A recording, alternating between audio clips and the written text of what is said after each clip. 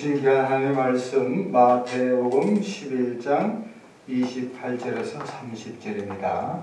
제가 봉독하겠습니다. 수고하고 무거운 짐진 자들아 다 내게로 오라. 내가 너희를 쉬게 하리라. 나는 마음이 온유하고 겸손하니 나의 멍에를 메고 내게 배우라. 그리하면 너희 마음이 쉼을 얻으리니 이는 내 멍에는 쉽고 내 짐은 가벼움이라 하시니라. 아멘. 기도하겠습니다. 하나님, 지난 한 주 동안 저희들의 삶의 모든 구석구석마다 함께 하신 하나님을 찬양합니다. 오늘도 비참한 발걸음 또 여러가지 사정으로 오지 못한 성도들을 기억하시고 그곳에도 하나님의 크신 은혜가 임하게 하시고 특별히 참석하신 성도님들 한 분 한 분마다 하나님이 동행하는 은혜가 임하게 하시고 특별한 말씀을 선포합니다. 주의 영 성령님께서 우리와 함께 주옵소서. 예수 그리스도 이름으로 감사하며 기도합니다. 오늘 이 본문 말씀을 가지고 전 제목을 안식을 얻으려면 인류는 바야흐로 제4차 산업혁명의 시대에 이르렀습니다. 우리가 잘 알다시피 제1차 혁명은 18세기에 유럽에서 일어난 것인데 이 전기기관으로 인해 가지고 시골, 농촌에 있는 사람들이 도시로 막 몰려드는 역사가 일어났어요. 2차 산업시대에는 전기의 발달을 인해 에디슨, 특별히 에디슨이 전기의 발달을 인해 가지고 대량 생산이 일어났습니다. 그래서 미국에 보면은 포드 차 있잖아요. 그래서 이 엄청난 대량 생산이 일어났습니다. 3차 산업시대에는 인터넷, 와이파이 등등 이렇게 발달해가지고 기술 혁명이 급격하게 일어난 시대가 약 1960년도, 1970년도에 일어났습니다. 그리고 4차 산업시대가 근자에 1980년대에 일어나서 있습니다. 4차 산업시대가 지금 바로 우리의 시대인데 이 나노 기술이라든지 빅데이터 또는 인공지능, 사물 인터넷, 로봇공학 등등을 통해서 우리 과거의 어떤 농업사회에서 지금 완전히 초고속 사회로 변화되고 있습니다. 특별히 한국은 해방 후에 70년 동안에 그 1950, 60년대에 70년대까지 산업시대가 막 일어났어요. 그래서 우리가 다 알다시피 우리가 전부 다 지방에서 충청도, 전라도, 경상도, 제주도 등등을 통해서 도시를 막 오는 거예요. 옛날에는 도농의 비율, 도시와 농촌의 비율이 2대 8인데 지금은 8대 2까지 돼서 지금 뭐 충청도니 전라도, 특별히 전라도 인구가 많이 빠져요. 그래서 막 도시로 막 밀려와요. 특별히 수도권, 서울에는 매년 한 2만 명 정도 와서 집의 공급이 심하게 부족하죠. 그래서 경기도로 가고 해가지고 특별히 이 수도권에는 인구의 거의 우리나라 한 5,200만 중에서 거의 반 이상이 왔기 때문에 이쪽이 굉장히 인구 밀집지역. 그러니까 사람들이 살기가 참으로 빡빡합니다. 그래서 이런 시대를 삶으로 해서 사람들은 뚜렷한 병명이 없는데도 만성 피로 증후군. 사람들이 불면증에 걸려 있어. 병원에 가면 특별한 약이 없어. 그렇지만 알게 모르게 이런저런 이력이 있어서 불면증에서 손에 땀이 흐르거나 가슴이 두근두근하거나 밥맛이 없거나 뉴스를 봐도 그 뉴스가 생애 의욕이 막 없다고. 하나의 예를 들면 제가 최근에 이제 택배회사에 무엇을 주문했습니다. 그런데 밤 11시 30분에 대문을 막 두드리는 거예요.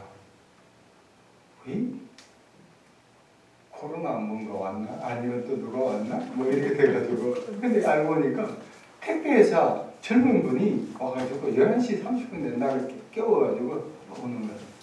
그러면서 물건을 받으면서도 받는 것 자체는 기분 좋은데, 야, 이 사람들 밤을 새지 않고 일하는구나. 그러면서 뭘 생각하니까 총알 배송의 그림자. 얼마나 밤에 하니까 막 이렇게 또 라이드 이런 거 하다 보면 뭐 중국집 음식 막 배달하다 보면 밤에 막 사람들이 막 치어서 죽잖아요. 자, 그래서 사람들은 하루를 살아가면서 어쩌면 순간순간을 살아가면서 끊임없는 그야말로 무한 경쟁에서 안식이나 쉼을 얻지 못한, 이걸 어떻게 해야 되냐. 그래서 사람들은 휴식을. 여러분 MBN이 자연인이라는 프로그램 있잖아요. 그런 데 가든가 혼자서 하든지 아니면 영화를 보는데, 어제 영화관 가면 참 좋대요. 왜냐하면 낮에 가면 아무도 없고 혼자서 이렇게 천천히 볼 수 있대. 영화를 보든지 아니면 뭐 맛있는 음식을 먹든지 또 술을 하든지 담배를 피우는데 때로는 마약을 해가지고 난리를 법석하죠. 그러나 그 모든 것이 일시적일 수밖에 없습니다. 자, 그러면 성경적인 차원에서 이 성경적인 답을 제시해야 되는데 그것이 바로 오늘 본문입니다. 자, 첫 번째 본문 28절 우리 같이 읽겠습니다. 시작. 수고하고 무거운 짐진 자들아 다 내게로 오라. 내가 너희를 쉬게 하리라. 수고하고 무거운 짐진 자들, 오늘날 우리가 21세기 살아가는 사람들 다 내게 오라. 내가 너희, 다와 내가는 누굽니까? 예수 그리스도라는 거예요. 영어로 보면 come to me all who you are weary and burdened and I will give you rest. 영어는 되게 심플해요. come to me. 누구한테 오라고? 목사에게 오라? 아내에게 오라? 남편에게 오라? 돈 많은 사람에게 오라? 인물 잘난 사람에게 오라? 전쟁이 오라 하지 아니하고 누구에게요? 예수 그리스도께 오라는 거예요. 다 같이 따라하겠습니다. 예수님께로 다가가자. 시작. 예수님께로 다가가자. 첫 번째가 대지가 예수님께로 다가가는 거예요.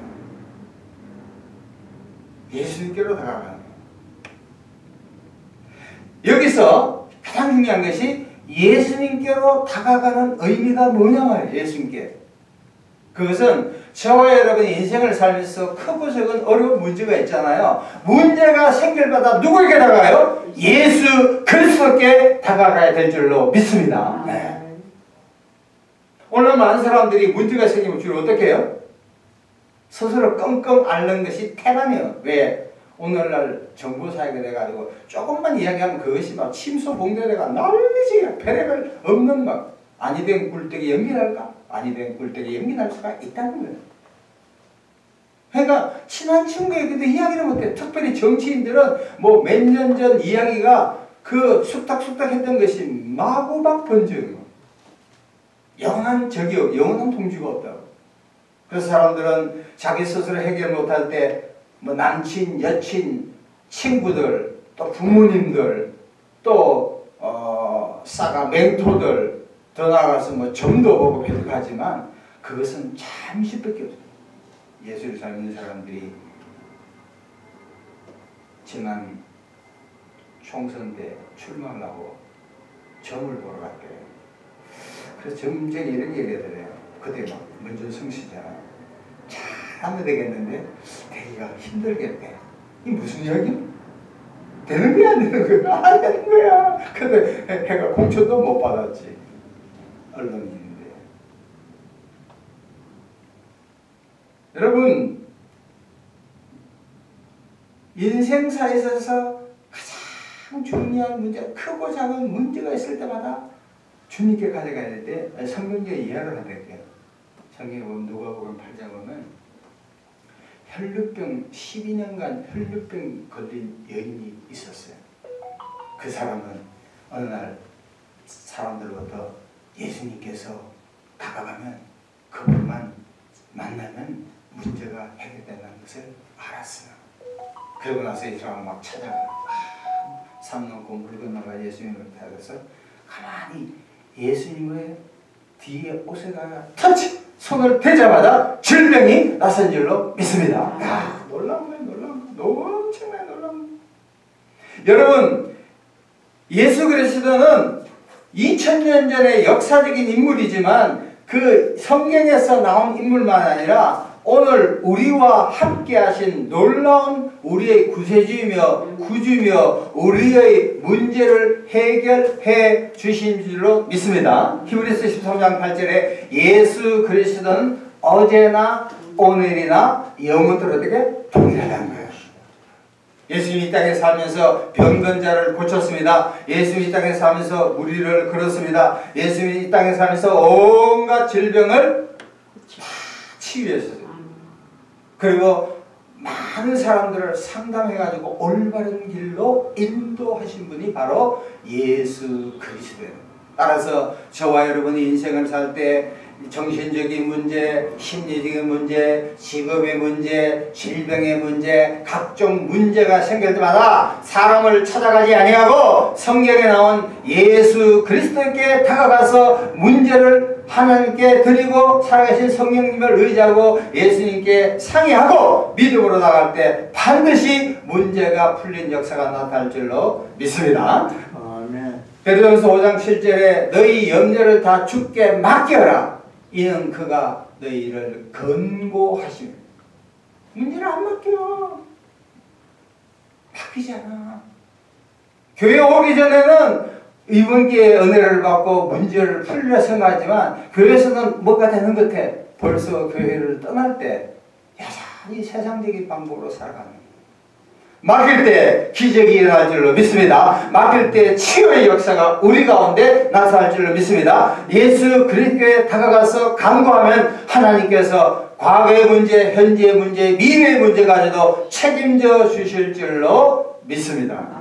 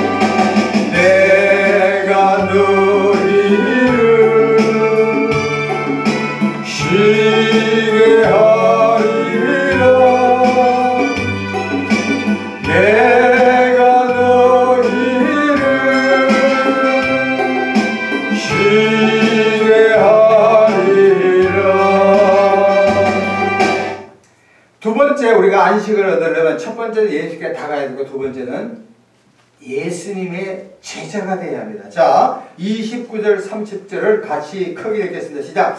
나는 마음이 온유하고 겸손하니 나의 명예를 메고 내게 배우라. 그리하면 너희 마음이 쉼을 얻으리니 이는 내 명예는 쉽고 내 심은 가벼워. 잘 보세요. 29절 30절에 나와 내가 몇 번 나타났는데 첫째 나는 누굽니까? 예수님. 두 번째 나의 명예가 예수님. 세 번째 내게 배워라 예수님. 30절에 내 명예는 예수님. 내 짐은 예수님. 5번이나 예수님. 두 번째는 우리가 안식을 얻으려면 예수님의 제자가 돼요. 여기 본문 29절 특별히 보면 내게 배우라 했잖아요. 배우라고. 우리가 신앙생활을 하다 보면은 처음에는 육체적인 질병이나 문제를 갖고 자꾸 접근해요. 그러나 조금 지나면 문제만 해결하는 것이 기독교가 아니라는 걸 깨달아.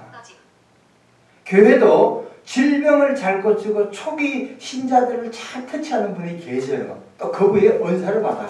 그러나 그 단계가 지나면 이제 하나님의 말씀으로 영적으로 성장하는 모습이 보여야 되는 거예요. 거기에 전문적인 사람들이 계신 거예요. 오늘날 우리 한국교회 강단을 보면은 참 목사님들이 참 훌륭하시고 좋은 설교를 많이 하시는데 자칫하면은 문제 중심으로 흐를 때가 많이 있습니다. 다시 말하면 음식을 많이 먹어 살은 많이 들지 말아도 근육을 강화 못해. 살은 아무것도 아니에요. 살은 하루아침에 날라가. 저도 암 수술을 받고 나서는 체중이 얼마 빠지지 아세요? 10kg 플러스 알파예요. 어느 날 상날. 근데 체중을 키우려면 잘 안 돼. 많이 먹어야 되겠죠. 그러니까 살보다도 뭘 키워야 돼요? 근육을 키워야 돼요. 근육을 키워야 돼요. 최근에 어떤 분이 나한테 전화 와서 어떤 문제를, 가정사에 대한 문제를 얘기하는데 뻔할 뻔자야. 그런데 교회를 다니고 숱한 상담을 하더라도 답이 없어. 답이 없다니까. 왜? 본인 스스로 해결할 수 있는 능력이 없는 거예요.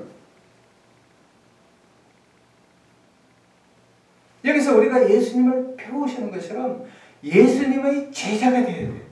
말이 제자가 아니라 진짜 우리가 고시 공부에 독한 게 아니라 CPA 하는 게 아니라 하나님의 말씀과 여러 가지를 통해서 신앙의 체험을 통해서 신앙이 영적으로 성장하면 마귀와 귀신과 사탄은 한 길로 왔다가 7길로 넘어가는 역사가 나타날 줄로 믿습니다. 그래서 예수님의 제자가 되기 위한 3가지 방법만 제시합니다. 첫 번째 따라가겠습니다. 주일 예배를 잘 드리자. 시작. 주일 예배를 잘 드리자.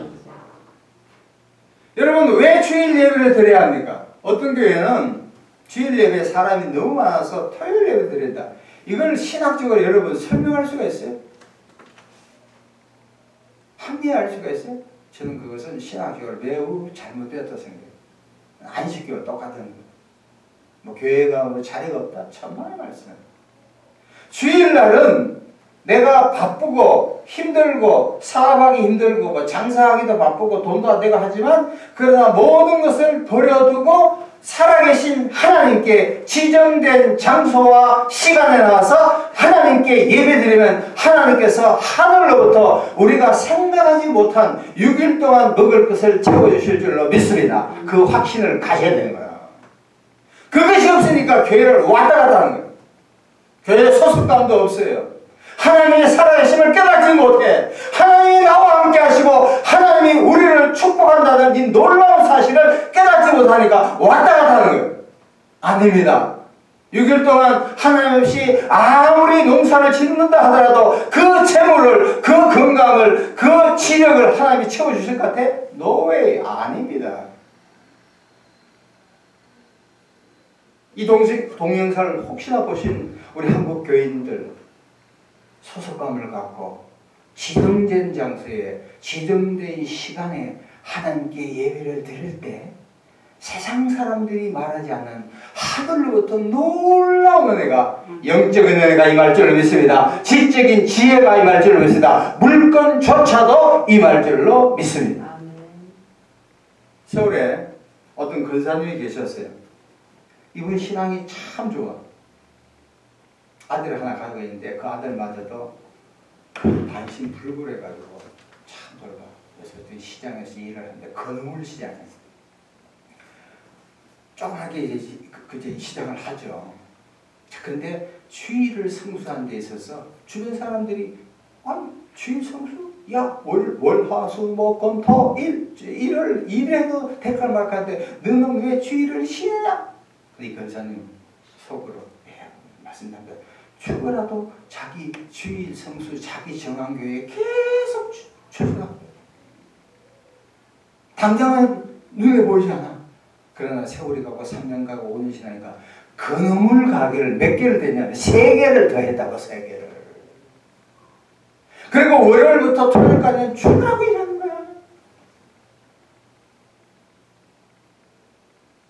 여러분, 주일은 누구의 주일입니까? 예수 그리스도가 부활한 것을 기념한 거야. 내 몸이 때로는 피곤할 때가 있어. 내 마음이 슬플 때가 있어. 가정에 문제가 있을 수가 있어. 그럼에도 불구하고 우리가 지정된 자리에 나와서 살아계신 하나님께 예배를 드릴 때 하늘로부터 엄청난 축복의 역사가 오늘 우리 부활교회 가운데 나타날 줄로 믿습니다. 우리 찬송가 좀 부르겠습니다. 이 찬송가를 부르면서 하늘로부터의 큰 은혜를 받기를 간절히 바랍니다. 내 영혼이 온종이고 내 영혼에 온종이고 중한 죄지 벗고 보니 슬픈 마음 이 세상도 천국으로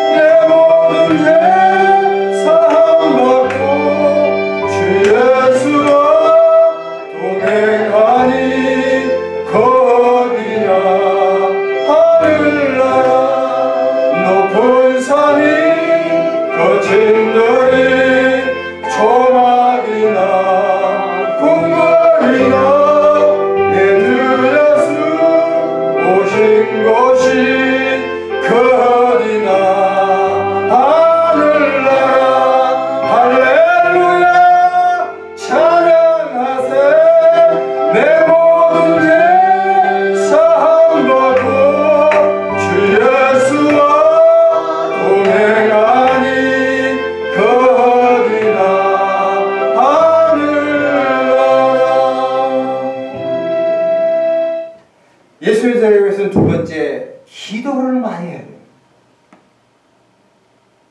아마 우리 한국 교인들은 말씀보다도 기도 쪽이 굉장히 강한 거예요. 왜? 우리 민족이 정의의 문화입니다. 바람의 문화예요. 우리가 밥 먹을 때, 밥 먹기 전에 짧게 기도하는 것도 강력합니다. 그러다 우린 다 BMW잖아. BMW를 타죠.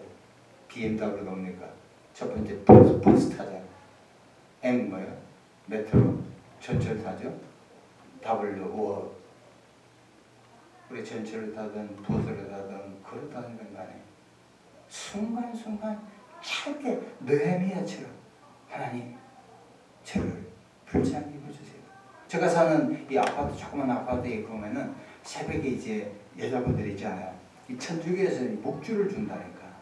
불교에서는 108번에 있어요. 이렇게 하면 어떤 여자분들은 이걸 달아가지고 이렇게 하나씩 한 거예요. 이게 생각날 때 마음에 번뇌가 생길 때 하나씩 이렇게 돌리는 거예요. 이런 게 있다고. 그것도 일종의 기도의 형태죠. 그러니까 우리가 30분씩, 1시간씩 하는 그것도 해야 되겠지만, 그보다 중요한 것은 우리가 문제가 생길 때마다 하나님께서 기도하라고 신호를 보낸다는 거예요. 그것이 화장실일 수도 있고, 지하철일 수도 있고, 사람을 만날 때도 있고, 사업에 거래처가 있을 수도 있고, 자식을 위해서도 그렇고. 그러니까 저희 아들, 딸이 이거 있잖아. 그때마다 딱 생각나면 그때는 바로 뭐 할 때요? 근심 걱정보다도 뭐 할 때고? 기도해야 돼요. 제가 옛날에 목회할 때 어떤 집사님이 새벽 기도를 많이 안 나오다가 새벽 기도를 자주 나오셔요. 그리고 기도를 옛날부터 오래 하셔요. 그래서 어떻게 어느 날 돼서 이제 대화를 했다고요. 그래서 기도가 좀 깊어지네 하니까, 예, 자식이 대도시에 있으니까 내가 가까이 있지 않으니까 기도할 수밖에 없다는 거야. 어쩌면 저와 여러분이 과거 부모님이 지금 살아계시든 안 살아계시든 간에 부모님들의 기도와 목사님의 기도 덕분에 제가 이 자리에 설 수 있고 여러분은 그 자리에 앉을 수 있는 축복이 만 줄로 믿습니다. 그러니까 자식을 위해서 최대는 우리가 흙수저잖아요. 흙수저 알죠? 우리가 은수저도 아니고 금수저도 아니잖아. 강남에 아파트 하나 내려주고 뭐 7억 8억짜리 뭐 아파트 내주기 아니잖아. 우리는 쫄딱 망했잖아. 그러니까 우리는 흙수저야. 그러니까 우리는 사실 별로 돈에 대해서는 희망이 지금까지 보이지 않아. 그러나 우리가 자식들을 위해서 끊임없이 기도하면 그 자식들이 다해서 이 나라의 동양지대가 될 줄로 믿습니다. 기도해야 됩니다. 마지막 세 번째, 성경을 공부하자. 시작. 성경을 공부하자. 주일 예배를 잘 드리고 기도하고 말씀을 공부해야 돼. 베드로서 2장 2절에 갓난 아기들 같이 순전하고 신령한 젖을 삼아. 어린애들이 어릴 때 이 엄마 이 젖꼭지를 빨고 막 왜 그게 생명 주입니까?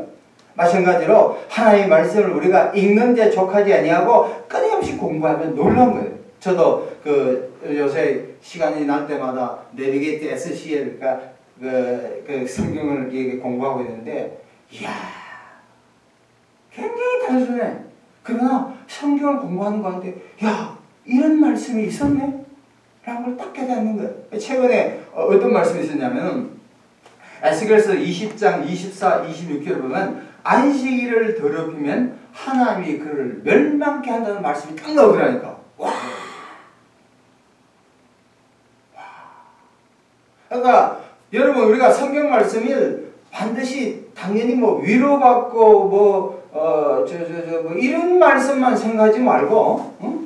하나님의 말씀이 때로는 나로 하여금 경계하고 견책하고 징계하면 그 말씀을 그대로 받아들이기를 추구합니다. 그래야 된다고요. 자식들 보고 자녀를 키울 때 맨날 그 착한 놈이다 이렇게 치마 품에 키우면 애들이 강하지가 못해. 혼내기도 하고 지금 뭐 체벌 정부에서 뭐 학교에서 체벌을 금한다 하는데 성경에 보면 그렇지 않거든요. 너무 심하게 하면 안 되지만 어느 정도의 약간 물리력은 필요한데 그것도 금하게 했더라고요. 너무 심하니까 그런 면제도 있지만 성경은 절대 자녀들을 엄하게 키워야만 해야 되는 거예요. 저희 동기가 군목을 하는데 군목을 한 4, 5년 하다 보니까 저한테 이런 얘기를 하더라고요. 군목을 하면서 느낀 게 뭐냐면 형님 이렇습니다.